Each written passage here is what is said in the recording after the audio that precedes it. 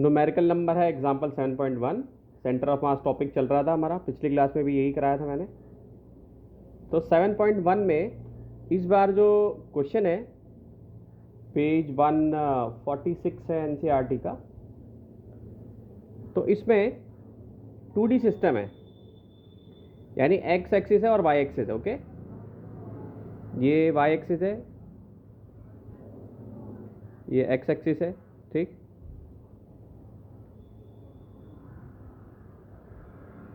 ये 100G है, ये 0 है, और ये 0 0 है। ठीक है, और ये 100 ग्राम यहाँ पे वेट रखा हुआ है। ठीक है, यहाँ पे रखा हुआ है 200 ग्राम। ठीक, और यहाँ पे रखा हुआ है 150 ग्राम।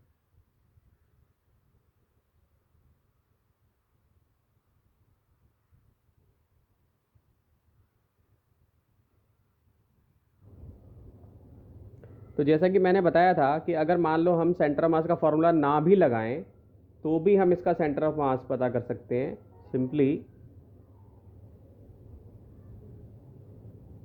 यूं कट करके।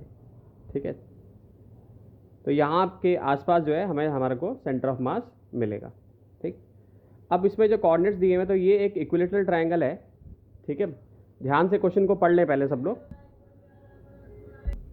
ये इक्विलेटरल ट्रायंगल है, इसलिए 0.5 मीटर, ये 0.5 मीटर, ये 0.5 मीटर दिया हुआ है। ठीक है, अब हमें कोऑर्डिनेट्स निकालने। क्यों कोऑर्डिनेट्स निकालने होंगे? क्योंकि हमारा जो फॉर्मूला था कि अगर हम एक्स का कोऑर्डिनेट अगर निकालेंगे सेंटर ऑफ मास का, तो उसका फॉर्मूला मैंने पहले आपको बताया था, m1 x1। अगर यहाँ पे 3 है तो 3 लेने पड़ेंगे, m2 x2 plus m3 x3 upon m1 plus m2 plus m3। ठीक है, ऐसी y का लेना पड़ेगा m1 y1 plus m2 y2 plus m3 y3 upon m1 plus m2 plus m3।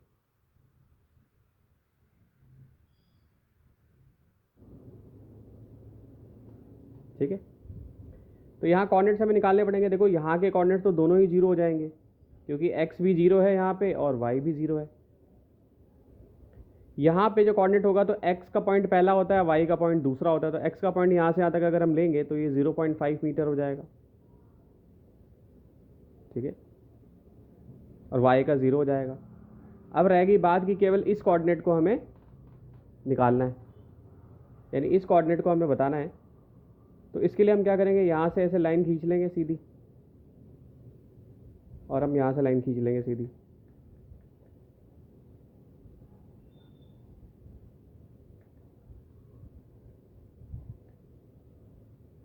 ठीक है, यहाँ से लाइन खींच लेंगे और यहाँ से लाइन खींच लेंगे। ठीक है, तो ये पूरा 0.5 है, तो इसका आधा कितना होगा? अगर मैं x का बात करूं, पूरा 0.5 है तो 0.5/2 हो जाएगा x का कोऑर्डिनेट जो होगा। ठीक है, और यहाँ से यहाँ तक का लेंथ हमें निकालना पड़ेगा। तो वो हम निकाल सकते हैं इजीली पाइथागोरस थ्योरम का यूज़ करके, क्योंकि यहाँ पे क्या हो जाएगा, 0.5/2 हो जाएगा, क्योंकि ये आधा है। और ये तुम्हारा हाइपोटेन्यूज हो जाएगा, ये परपेंडिकुलर हो जाएगा, ये बेस हो जाएगा। तो अगर तुम ये फॉर्मूला यूज़ करो, h² equal to P square plus B square.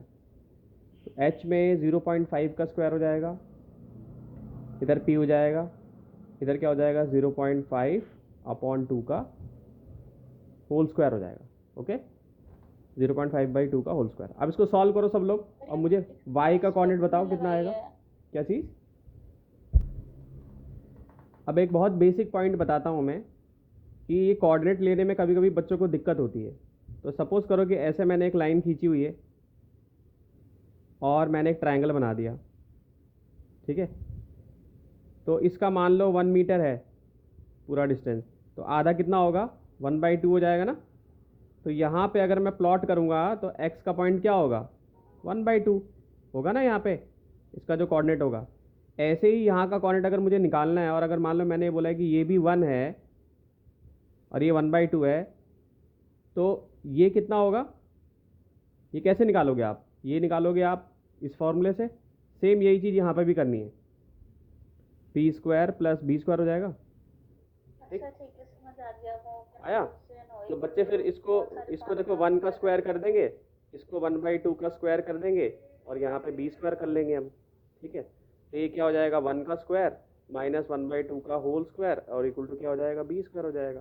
ठीक है, तो ये 1 का स्क्वायर हो जाएगा माइनस 1/4 हो जाएगा इक्वल टू बी, तो बी निकल जाएगा ऐसे ही। तो ऐसे ही आपको यहाँ पे y का कोऑर्डिनेट पता करना है। तो मैथ्स का ये बेसिक ऑर्डिनेट और एब्सीसा वाला जो कॉन्सेप्ट है सबको आना चाहिए। तो ये लगभग आप सॉल्व करके देखेंगे तो सबका आंसर जो है वो आएगा 0.25√3। y का क्या आ जाएगा, 0.25√3, और इसका कितना आ जाएगा 1/4। ठीक है, तो ये आ जाएगा 0.25। ठीक है बच्चों, तो अब आपके पास क्या आ गया, आपके पास आ गया ये एक्स एक्सिस हो गया, और ये आपके पास क्या हो गया, वाई एक्सिस हो गया। अंडरस्टूड।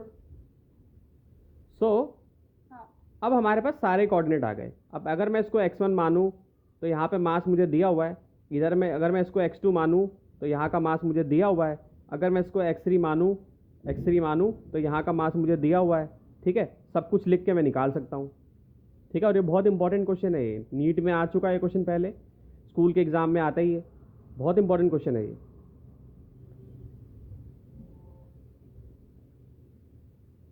ठीक है, सॉल्व करें सब लोग अपनी कॉपी में और इसके कोऑर्डिनेट्स निकाल के दिखाएं फटाफट। सारी वैल्यूज डालने पर जो x की जो वैल्यू आएगी, ठीक है, मास यहाँ पे कितना है 100, x का कोऑर्डिनेट कितना है 0, m2 की वैल्यू कितनी ली है यहाँ पे 150, इसको मल्टीप्लाई करूँगा 0.5 के साथ प्लस 200, और यहाँ पे क्या हो जाएगा 0.25, और नीचे क्या होगा, नीचे तीनों मास को ऐड कर देंगे तो तीनों मास कितने के इक्वल आ गया, 200, 100 प्लस 150, तो ये आ जाएगा तुम्हारा 100 प्लस 150 प्लस 200, तो कितना हो गया 450 हो जाएगा। ठीक है, तो x की जो वैल्यू है वो कितनी हो जाएगी,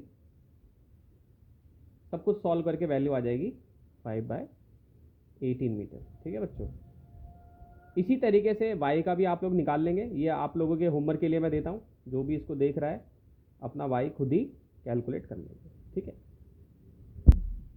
एनसीईआरटी का क्वेश्चन 7.2 है, पेज नंबर 178।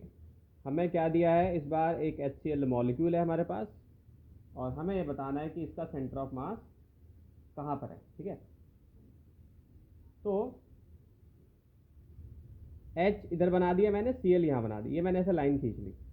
क्लोरीन का मास सबको पता है, हाइड्रोजन का मास सबको पता है, क्यों, क्योंकि हमें हमारे फॉर्मूले में अगर हमें centre of mass Sidhi line पे निकालना है तो हमें फॉर्मूला कौन सा यूज़ करना है, m1, तो यहाँ हाइड्रोजन हो जाएगा, x1 ले लेंगे, वो हमें पता नहीं है, फिर निकाल लेंगे मास ऑफ क्लोरीन, और दूसरा क्या हो जाएगा x2।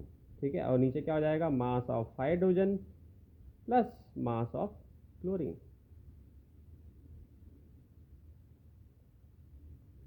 ठीक है बच्चों, तो हाइड्रोजन और क्लोरीन के बीच में इन्होंने डिस्टेंस भी दिया हुआ है, इसमें डिस्टेंस भी दे रखा है, कितना है 1.27 आर्मस्ट्रॉन्ग। तो मान लो कि कहीं x पॉइंट पे वो सेंटर ऑफ मास हमें मिल गया, तो दूसरा जो मास होगा वो 1.27 माइनस एक्स हो जाएगा। ठीक है, दूसरा जो होगा मास का जो डिस्टेंस होगा वो 1.27 माइनस एक्स हो जाएगा, तो हम ले सकते हैं कोई भी। ठीक है बच्चों, तो यहाँ पे क्या हो जाएगा m, और एक वैल्यू हम क्या ले लेंगे, x ले लेंगे, दूसरी 1.27 माइनस एक्स ले लेंगे। ठीक, लेकिन अब इस अप्रोच में दिक्कत क्या आएगी कि x आपको सेंटर ऑफ मास मालूम नहीं है, पता है क्या सेंटर ऑफ मास, नहीं पता है ना, तो इस अप्रोच में x तुम्हारा अननोन ही रह जाएगा। तो दूसरा तरीका क्या है कि आप इसको और सिंप्लीफाई कर दो, इसको ओरिजिन ले लो आप। तो अगर ये हाइड्रोजन ओरिजिन पे मान लिया हमने, तो ये पूरा डिस्टेंस कितना हो जाएगा, ये हो जाएगा टोटल यहाँ से यहाँ तक कितना हो जाएगा 1.27। समझ गए कितना हो जाएगा 1.27 आर्मस्ट्रॉन्ग हो जाएगा। तो अब इजीली हम निकाल सकते हैं। तो इधर क्या हो जाएगा m इंटू ज़ीरो, तो इसका जो सेंटर ऑफ मास होगा वो कितना आ जाएगा m, हाइड्रोजन का जो मास है वो इंटू ज़ीरो, प्लस क्लोरीन का कितना होता है मास 35.5 होता है। ठीक, तो इसको हम क्या करेंगे 35.5 ले लेंगे इंटू 1.27 इंटू 10⁻⁻10 अपॉन में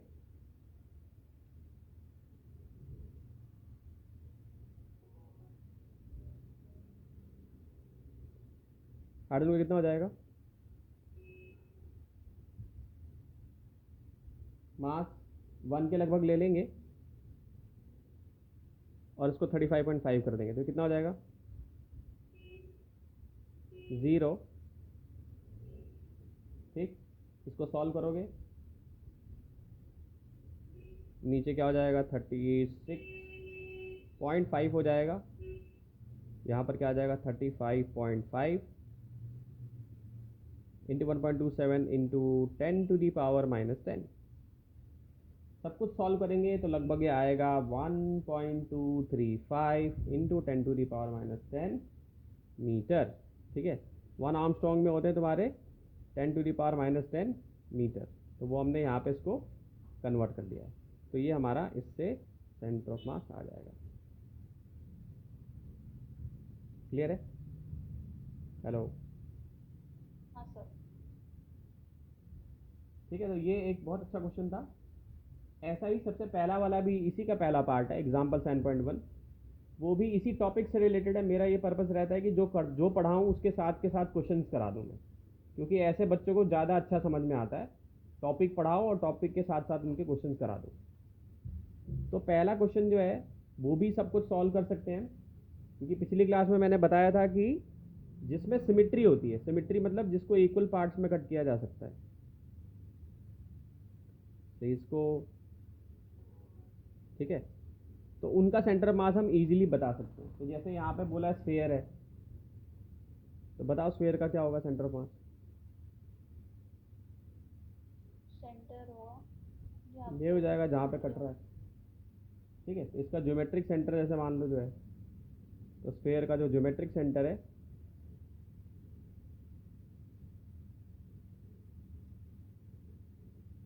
उसको ही हम मान लेंगे।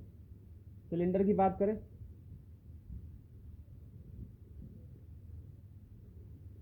तो सर हमें ऐसे क्वेश्चन में सिर्फ हमें बना के और पॉइंट मार्क करना होता है कि कहाँ पे लाई करेगा। ऐसे क्वेश्चन इजी क्वेश्चन आते नहीं है बेटा, ये तो बस ऐसी प्रैक्टिस के लिए थोड़े टिपिकल वाले क्वेश्चन ही आते हैं। इसमें तो ये तो एक नंबर का आएगा तो आएगा, 4 पूछ देंगे जिसमें तुम्हें बताना होगा कहाँ है।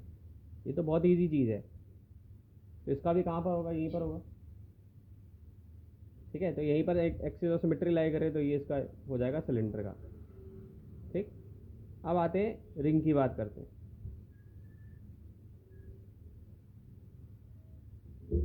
रिंग का यहाँ पर हो जाएगा,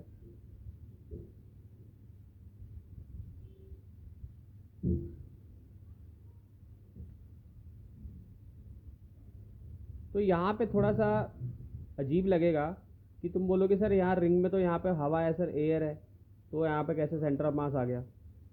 तो इससे मतलब नहीं है कि एयर हो चाहे पानी हो चाहे क्या हो, मतलब इससे है कि अगर हम इसको सिमेट्री अगर हम बनाते हैं तो रूल के हिसाब से हमें क्या लेना है, इसका ज्योमेट्रिक ओरिजिन ही लेंगे, और वो ज्योमेट्रिक ओरिजिन जो है हवा में भी आ सकता है। ठीक है, क्यूब, ठीक है। ठीक है, बस सिमेट्री होनी चाहिए। ठीक, लेकिन अगर मान लो मैंने ऐसे ऐसे कर दिया, यूं यूं यूं कर दिया, ऐसे ऐसे ऐसे, तो नहीं होगा इसका सेंटर ऑफ मास हवा में। ठीक है, इस चीज़ के लिए वायलेट कर जाएगा फिर ये। ओके, डी पे आते हैं जी। डी कह रहा है cube each of uniform mass density, cube बना लेते हैं। सर इन सब में सेंटर ऑफ मास अंदर लाई कर रहा है। हाँ, ठीक है।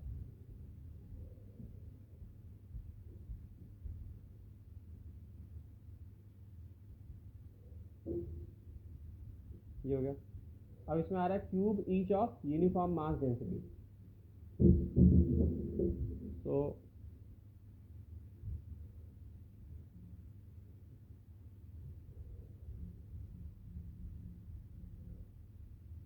ठीक है, तो इसका ज्योमेट्रिक सेंटर देखो यहीं पर लाई करेगा। थोड़ा डायग्राम मेरा सही से बन नहीं रहा है, लेकिन उससे कोई दिक्कत नहीं है, समझने वाला समझ लेगा ऐसी सही। तो यहाँ पे इसका ज्योमेट्रिक सेंटर लाई करेगा।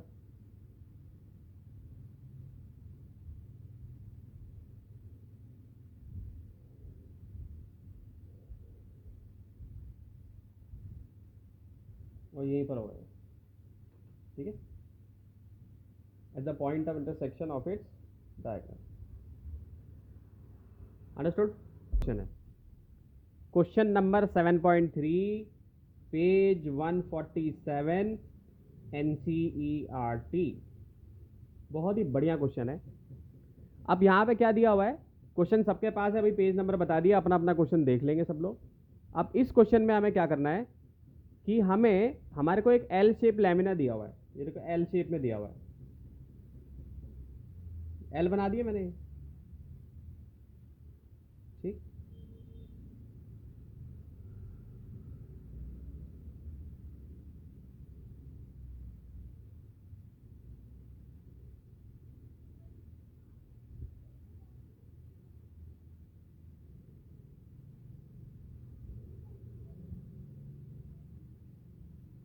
ये एल शेप लैमिना दिया हुआ है, यहाँ से लाइन खींच ली मैंने, ये खींच लिया। तो सबका जो डायमेंशन है वो हमें दिया हुआ है, कह रहा है the mass of the lamina is 3 kg। पूरे का मास हमें 3 kg दिया हुआ है। अब इससे हमें ये नहीं पता चल पा रहा है कि भाई किसका एक 3 kg है, किसका ज़्यादा है किसका कम है। तो यहाँ पे ये मानना है, क्योंकि सिमिट्री है इस डायग्राम में भी, क्या है, क्या बोलता हूँ हमेशा कि सिमिट्री देखनी है आपको। तो इस डायग्राम में भी क्या है, सिमिट्री है। तो सिमिट्री है,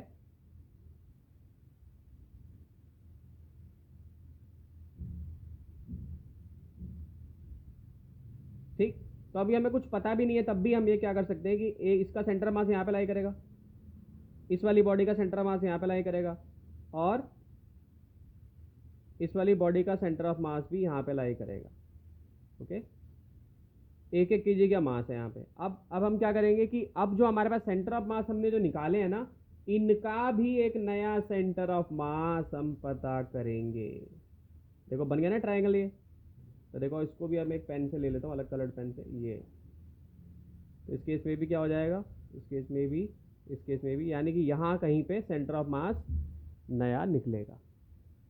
तो यानी कि अब सेंटर ऑफ मास पहले निकालना है और फिर एक और नया नया सेंटर ऑफ मास हमें कैलकुलेट कर लेना है, ठीक है। तो ये क्या दिया हुआ, वाई दिया है, ये वाई दे रखा है 0 से 2,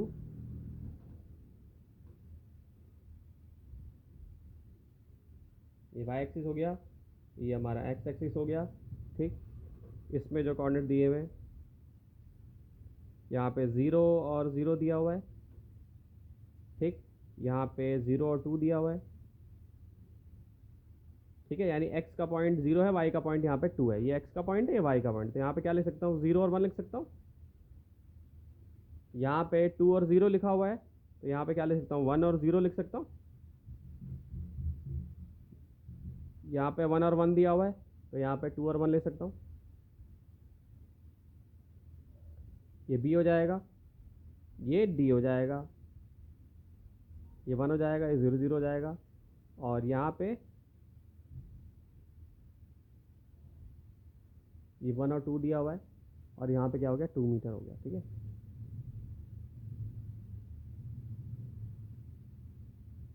यहाँ से यहाँ तक 2 मीटर दिया हुआ है, ठीक है। तो सबसे पहला काम कि ये कोऑर्डिनेट्स हम पता लगा लेते हैं। तो देखो यहाँ पे क्या आ रहा है, 1/2, यहाँ पे भी क्या आ रहा है, 1/2। तो यहाँ के x और y, अगर इसको मैं एक पॉइंट दे दूँ C1 दे देता हूँ उसको, ठीक है। इसको C1 कह देता हूँ, इसको C2, इसको C2 और इसको C3, ठीक है। एक को C1, एक को C2 और एक को C3, ठीक है। तो C1 के जो कोऑर्डिनेट्स होंगे क्या होंगे भाई, 1/2 1/2। यहाँ पे क्या कोऑर्डिनेट्स होंगे देखो, यहाँ पे y का तो तुम्हें क्या मिल रहा है, y का यहाँ पे 1/2 मिल रहा है, और x का यहाँ पे क्या मिल रहा है भाई 1 है, और यहाँ पे 2 है, तो यहाँ पे 1.5 हो जाएगा, होगा ना। तो ये कितना हो जाएगा, 1.5 हो जाएगा और 1/2 हो जाएगा, ठीक है। ऐसे यहाँ पे क्या हो जाएगा, यहाँ पे 1, यहाँ पे 1.5 हो जाएगा, और यहाँ पे क्या हो जाएगा 1/2 तो है ही। तो C3 के जो कोऑर्डिनेट्स होंगे क्या हो जाएंगे, x का 1/2 और y का क्या हो जाएगा 1.5,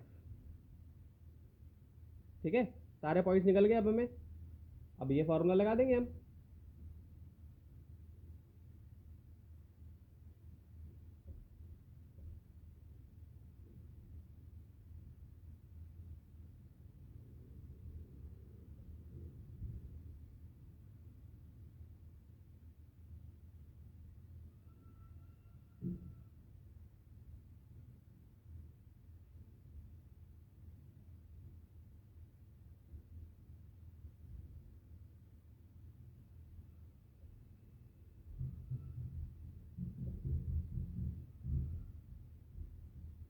सब पे आप x1 आपको पता है, x2 भी पता है, x3 पता है, मास 1 की वैल्यू डाली 1, मास 2 की वैल्यू 1, मास 3 की वैल्यू 1, सेम y1 भी पता है, y2 भी पता है, सारे वैल्यूज डालिए, सारी वैल्यूज डालिए और फटाफट इसका आंसर कैलकुलेट करिए अपने रजिस्टर में। ये भी एक बहुत अच्छा क्वेश्चन है। Find the position of centre of mass of a T shaped plate from O in figure this T shaped figure, ठीक है। तो इसको कैसे सॉल्व करेंगे, तो अगर मान लो हमें कुछ नहीं भी पता है तो हमें एक चीज़ पता है, क्योंकि यहाँ पे सिमिट्री है तो मैं यहाँ पे इसको कट कर सकता हूँ ऐसे, एक सेंटर ऑफ मास तो यहाँ मिल जाएगा, ठीक है, और इसको भी ऐसे कट कर सकता हूँ, सॉरी थोड़ा,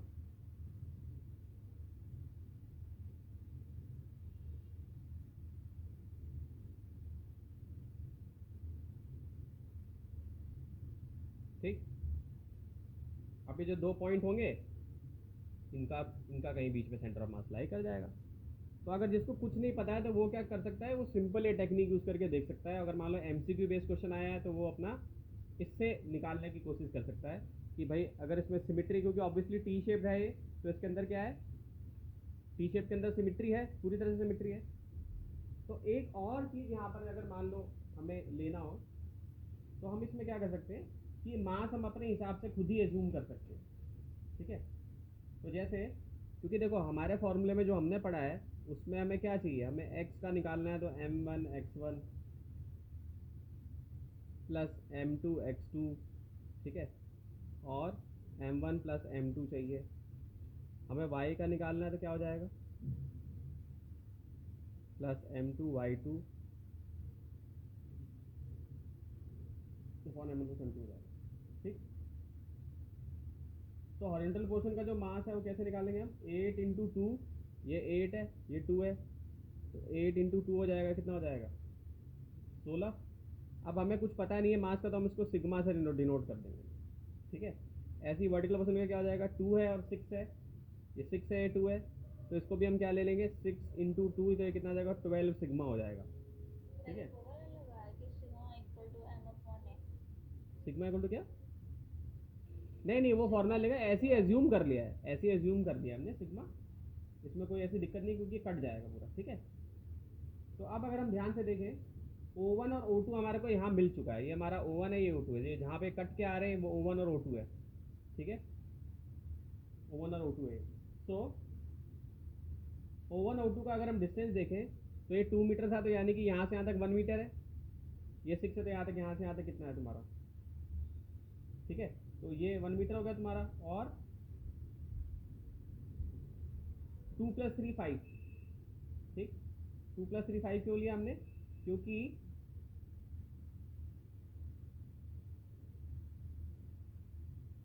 सर एक बार ये मास के बाद फिर से समझा दो, आपने क्या क्या मास लेट किया फिर उसमें क्या किया। मैंने बेटा, मैंने एक बार फिर से देखो,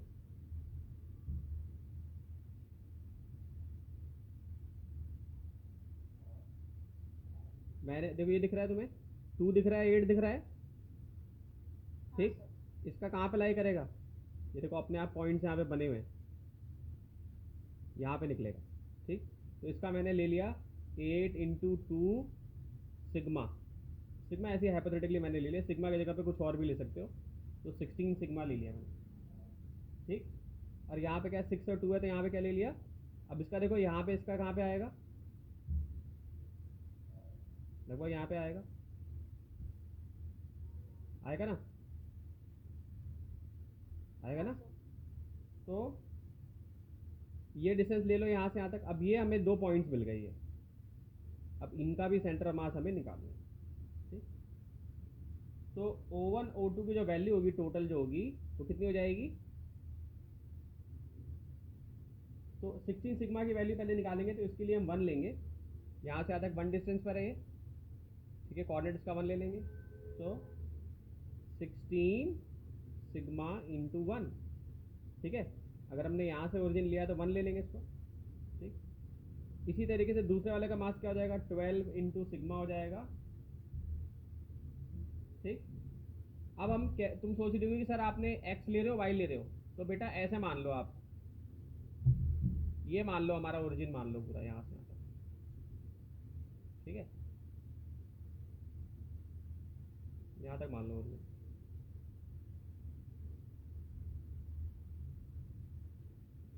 ठीक है, यहाँ से ले लो और यहाँ तक ले लो, तो यानी कि मैं एक ही कोऑर्डिनेट को ले रहा हूँ, तो उसको मैं y ले लेता हूँ, ये y मान लिया, ये मेरा m1 हो गया, ये मेरा y1 हो गया, ये मेरा m2 हो गया, ये मेरा y2 हो गया। नीचे क्या करना है, m1 प्लस m2 करना है केवल।